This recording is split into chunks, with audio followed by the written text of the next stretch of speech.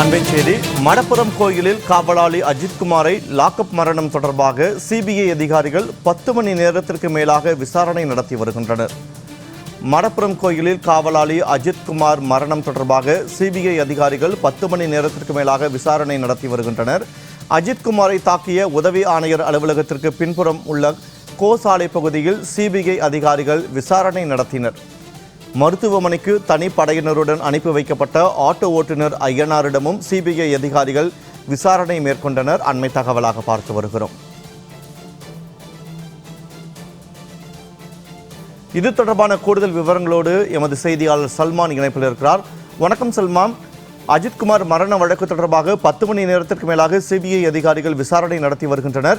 யாரெல்லாம் இந்த விசாரணை நடைபெற்று வருகிறது? விசாரணை நீடிப்பதற்கான வாய்ப்பு இருக்கிறதா?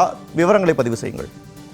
அஜித்குமார் கொலை வழக்கு தொடர்பாக சிபிஐ அதிகாரிகள் 5வது நாளாக நேற்று அஜித்குமாரிடம் விசாரணைக்காக அழைத்து செல்லப்பட்ட நபர்களை மதுரை சிபிஐ அலுவலகத்தில் வைத்து விசாரணை நடத்தப்பட்ட நிலையில் இன்று 6வது நாளாக ரீகிரியேஷன் என்று சொல்லக்கூடிய அந்த ஜூன் மற்றும் 27, 28ஆம் தேதிகளில் நடைபெற்ற முழு அந்த அஜித்தை விசாரணைக்காக அழைத்து சென்றது. அஜித் கொலை சம்பவம் நடைபெற்றது தொடர்பான அனைத்து சம்பவங்களையும் ரீகிரியேஷன் என்று சொல்லக்கூடிய அந்த சாட்சிகளை பதிவு செய்யக்கூடிய அந்த விசாரணையானது நடைபெற்றது. காலை 10:30 மணிக்கு திருப்புவனம் காவல் நிலையத்தில் அந்த முதல் முறையாக அஜித்குமார் விசாரணைக்காக அழைத்து வரப்பட்டது தொடர்பான விசாரணையை தொடங்கி சரியாக தற்பொழுது 8:30 மணி வரைக்குமாக அந்த 10 மணி நேரமாக தொடர்ந்து அந்த ரீகிரியேஷன் விசாரணையானது நடத்தப்பட்டது.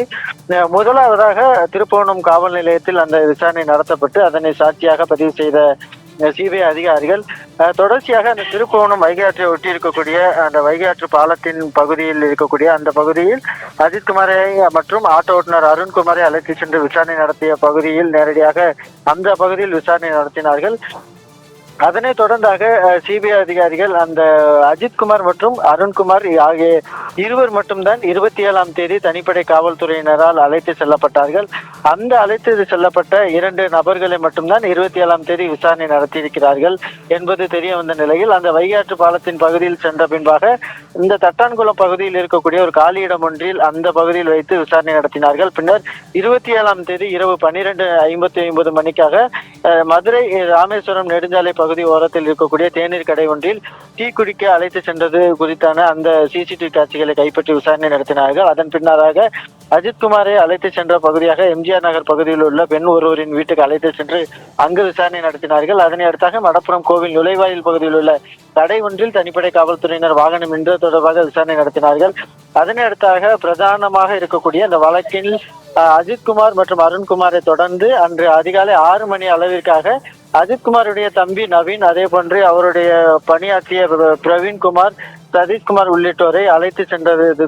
காலை 6 மணிக்கு 28ஆம் தேதி காலை 6 மணிக்கு அழைத்து சென்று அந்த மதுரை ராமேஸ்வரம் பகுதியில் இருக்கக்கூடிய வன்னிக்கோட்டை புளியந்தோப்பு பகுதியில் புளிய மரம் ஒன்றில் அஜித்குமாரை தனிப்படை காவல்துறையினர் கையை வைத்து பிடிக்க வைத்து 15 நிமிடம் தொடர்ந்து தாக்கியது தொடர்பான குறித்த காட்சிகளை அஜித்குமாரின் தம்பி நவீன் நடித்து காண்பித்தார். இப்படியாக தொடர்ந்து ஒவ்வொரு பகுதிகளுக்கும் விசாரணை நடத்தப்பட்ட நிலையில் கடைசியாக அஜித்குமாரை விசாரணை நடத்தப்பட்ட உதவி ஆணையர் அலுவலகத்தில் பின்புறம் இருக்கக்கூடிய அந்த பகுதியில் அந்த ஷெட் ஒன்றில் அவரை வைத்து தாக்கினார்கள். அந்த பகுதியில் தான் கடைசியாக அந்த கோசாலையில் வைத்து ஒரு 3 மணி நேரத்திற்கு மேலாக சிபிஐ அதிகாரிகள் தங்களது ஆதாரங்களை பதிவு செய்தார்கள். அப்போது அஜித்குமாருடைய தம்பி நவீன்குமார் மற்றும் அஜித்குமார் தாக்கியதை வீடியோவாக பதிவு செய்த சக்தி விசுவதன் ஆகியோர் அந்த சிபிஐ அதிகாரிகளுக்கு எப்படி இந்த அஜித்குமாரை தாக்கினார்கள் என்பது குறித்தாக விளக்கியதோடு மட்டுமல்லாமல் அதனை நடத்தி காண்பித்தார்கள்.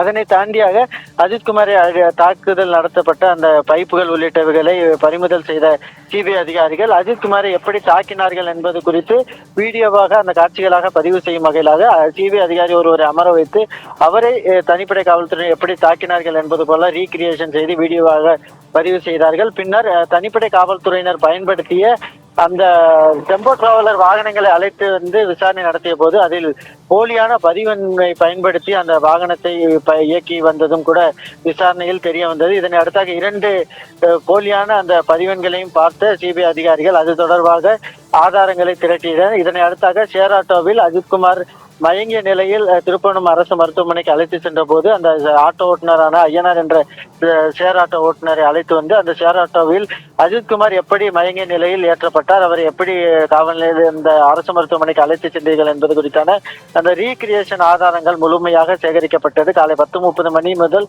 8:30 இரவு 8:30 மணி வரையாக 10 மணி நேரமாக சிபிஐ அதிகாரிகள் பல்வேறு இடங்களுக்கு சென்று 27 மற்றும் 28 ஆகிய தேதிகளில் அஜித்குமார் மற்றும் ஆட்டோ ஓட்டுநர் அருண்குமார் மற்றும் அஜித்குமாருடைய தம்பி நவீன், அதே போன்று அஜித்குமாருடைய நண்பர்களான பிரவீன்குமார், சதீஷ்குமார் ஆகியோரை அழைத்து சென்று ஒவ்வொரு இடங்களுக்கும் நேரடியாக சென்று ரீகிரியேஷன் வீடியோவாக பதிவு செய்து ஒட்டுமொத்த ஆதாரங்கள் மற்றும் சாட்சியங்களை சேகரித்து தற்பொழுது அதிகாரிகள் புறப்பட்டிருக்கிறார்கள்.